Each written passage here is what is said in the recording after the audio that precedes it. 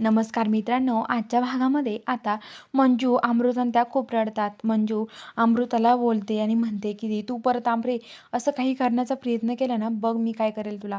अमृता म्हणते तिथे माझ्या बाळाची शपथ घेऊन सांगते, मी परत असं कधीच वागणार नाही. तर ती म्हणते की ठीक आहे.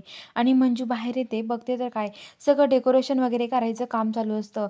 आणि आता ते काम चालू असताना आता जी मंजू आहे ती बाहेर येते आणि आता ते सगळं बघते. ती म्हणते की हे बघा. आता ती बघून म्हणते की काय रे बालमा, काय चाललंय हे सगळं काही.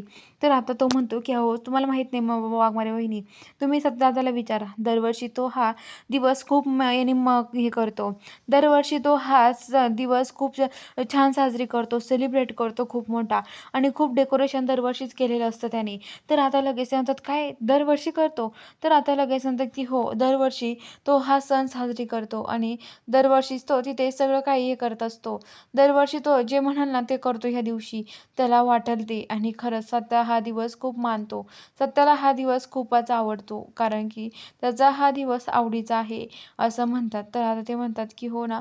तर आता ती म्हणते की काय असेल ह्या दिवशी नेमकं. आणि सत्याला विचारण्यासाठी ती वरती येते.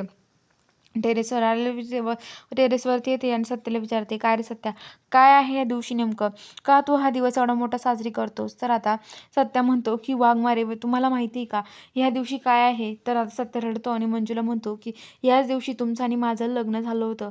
हा दिवस आपल्यासाठी खूप चांगला आहे वाघमारे.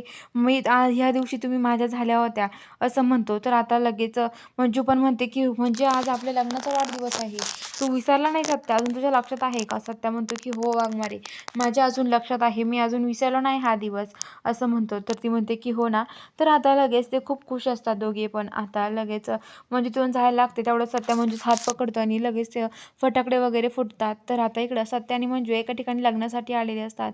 हे सगळं बघून सत्या मंजूला म्हणतो, वाघमारे तुम्ही माझ्याशी लग्न करताल का पुन्हा एकदा असं म्हणतो. तर बघूया आता पुढील भागात काय घडणार आहे. बघायला चॅनलला सबस्क्राईब करा.